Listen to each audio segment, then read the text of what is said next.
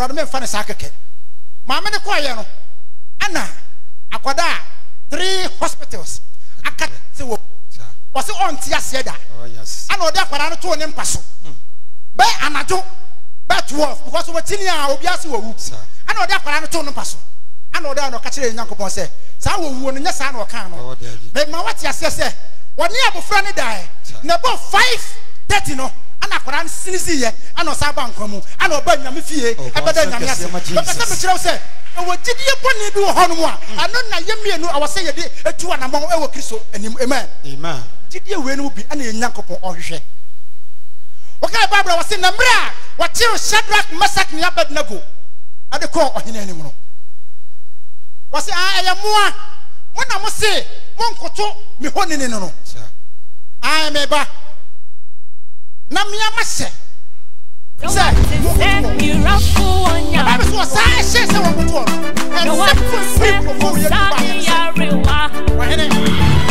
I should say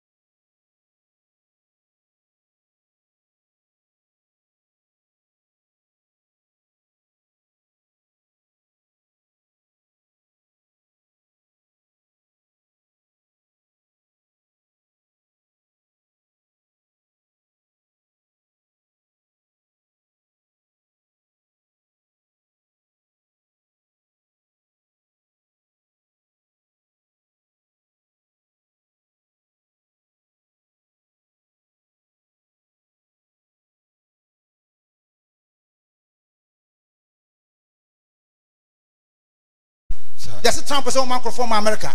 It was who dear Bofia, who refused to Namibia. What to me, I didn't know. Who refused to Namibia Hanua, and him for Kuma Edan in some, and him for Jenny Edan in some, what Daniko baby on Yame Epe. So, what's up for America? That's in Yamin so more. So, who's to say you be denied of visa? And then I would do anything. Did you bring I would do to Sana Mono? Christoni, did you anything? So we did what I do. No one to say we did or bread. Na Christian what you want. Now we're out. So San and Yame a catcher war. Bible said, no catcher. Not some say and say, the man tam Piamuna Yadina Yarisa.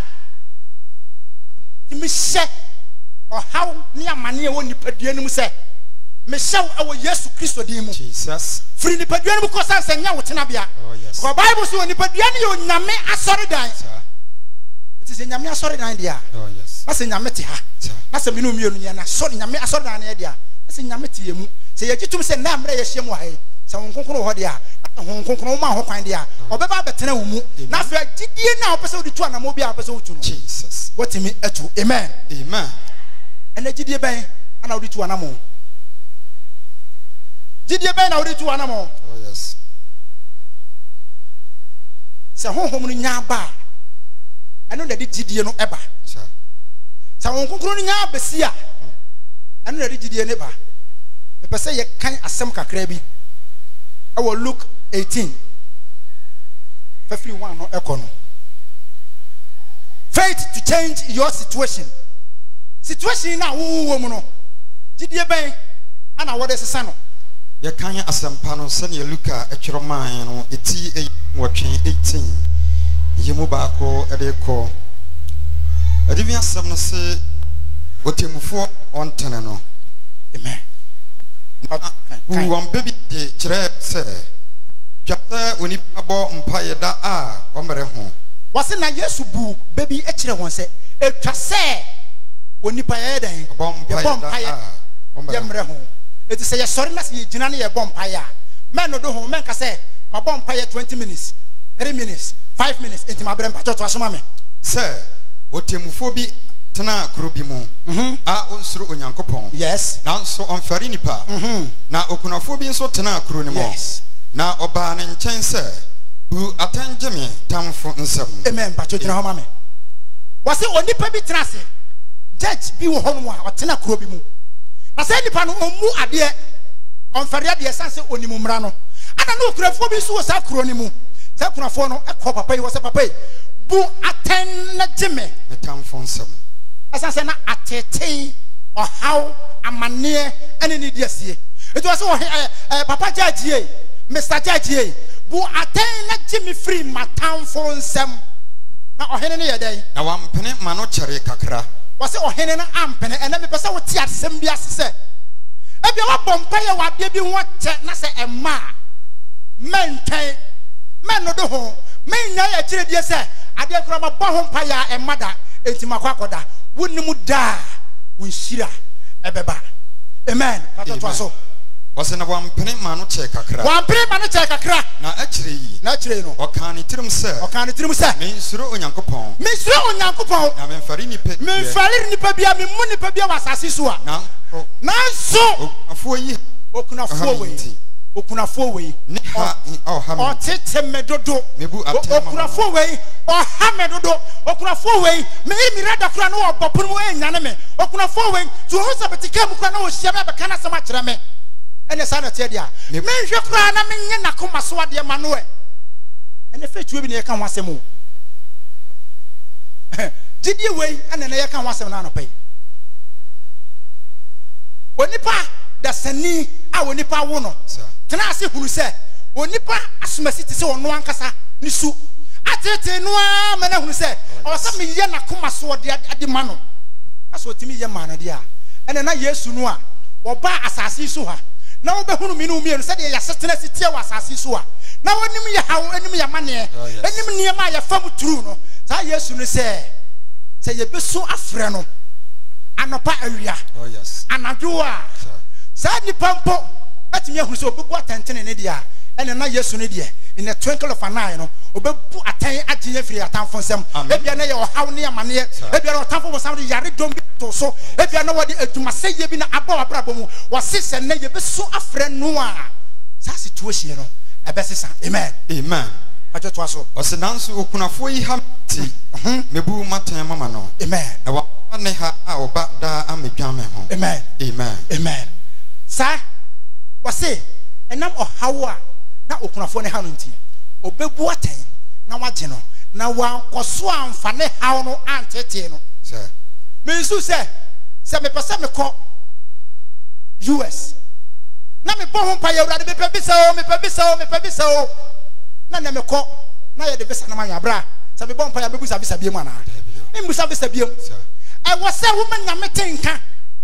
I say what dia wo hia nie. Na nya adwene ana wo di busa. I say so so be di adwene achi a obonsam be manipulate wadwene. Wo gina ha wo bo mpa ya no na wadwene akosi ade foforo so. Eno na me hunu nyame ani monyam. I say so onyame ne hwe akoma ka babro se na onipa hwe ne atua ni wa. Onyame hwe akoma mu. Onyame wo hwe bibi biara wo hwe afiri wadwene mu da biara da. Eya akoma na wo de hwe de no. Ene nyame ahwe afiri wo nchen. Amen. Amen. Wasi obuaten na wate okunafo no na okunafo no amfa na tete ame ha no biem yanko Luke 5:17 to 18. The kind Luke Sampa 18 yima dunson 5:17 to 18 watch no. Yes. The divya some say obubuani bi ayaresa. Obubuani bi ayaresa. Was in a bus said the be our church no. Emre bi bai na Yesu ene krofo bi atena se kire won. Na Pharisee for ne emra church for wo free Galilee. Hwe akuku da mo na Yesu ate won atena se na o kire won. Yes.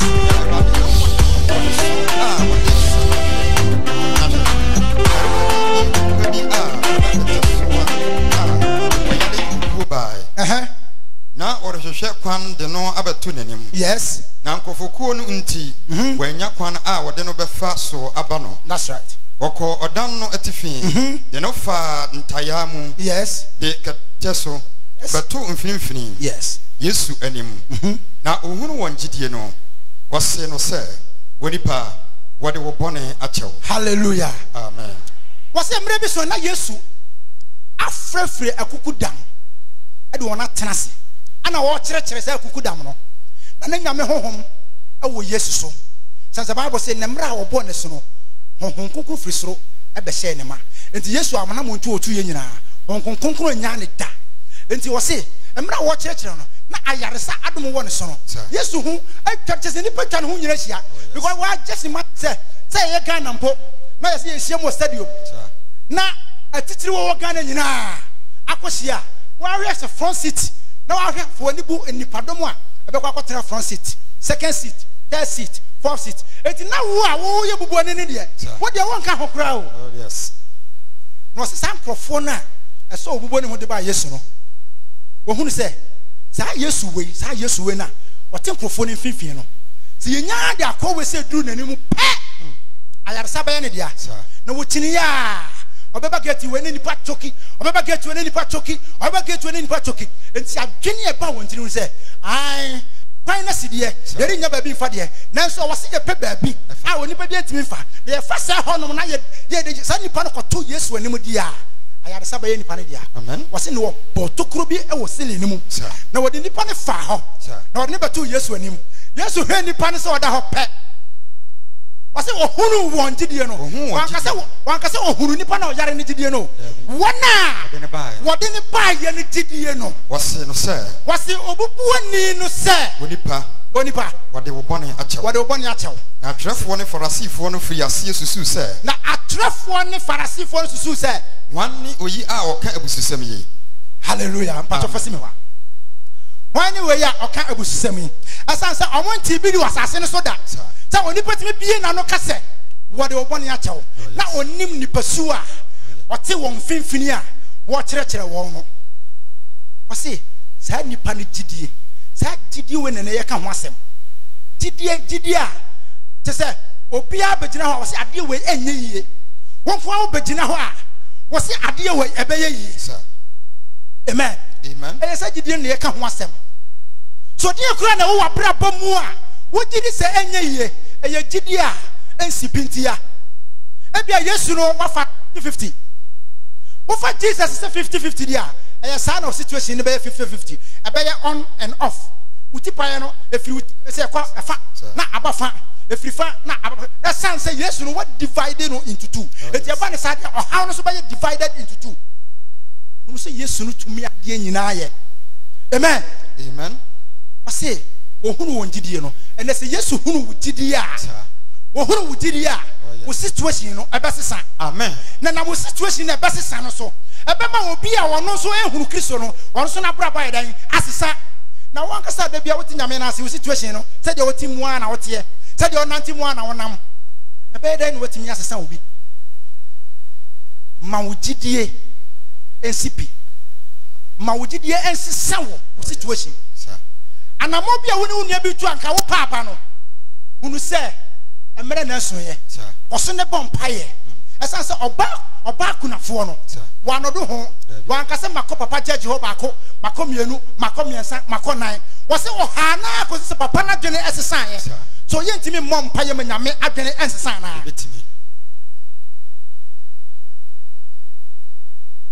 ebia na wo fie ya de embago ato so sɛ wo pa ka pa de wo ntobi da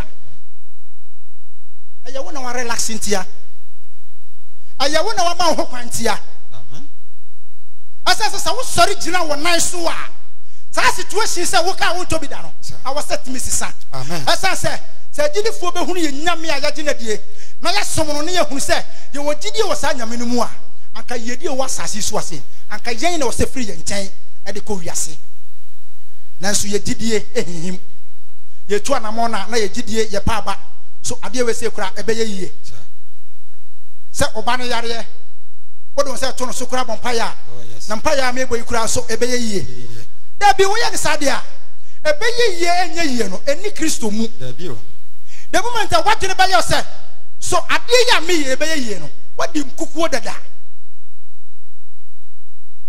I was say emre nyina gidie mo na montuo no eye always positive. Amen. Amen. May I research kakra was say na Peter amra na honhom konkro ma na so no na your friend Simon na Simon no the prophet agreed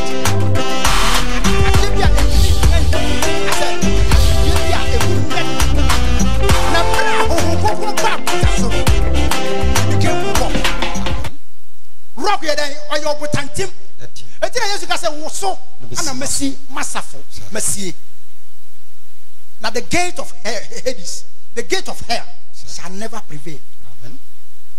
So honhom no ba wo so a wogide na woni no wadwene ye won tanta no me say anamo bia obetu bia oni pa kura ba say ah so akobe say kura e ba ne say na suddenly abrabo asesa sa na ye wogide bia ene wanya aye wo fapim bia wanya wo Kristo mu anene ema wotu sa anamo no ya see Jesus Christ, Jesus Christ is the Lion of the tribe of Judah. And I'm a boy. And I can't Barbara was saying, yes, Frey and Miano brothers. And I it is a Miniani Yesu. I say, yes, you're a lion, dear. I'm a lion. Because Menyasha said, Jata. Menyasha said, Jata, the young con, and was a Tia, what did Jata? And I am for 200 by Yesu. Jata ya bia on koto ma bibia oni wi wiase say jata ehunu ade na o dwane da bi ebi sida it is if Jesus Christ is the Lion of the tribe of Judah na so wo fra ye madia na wo say lion no so timi betra ye mu na so ye huru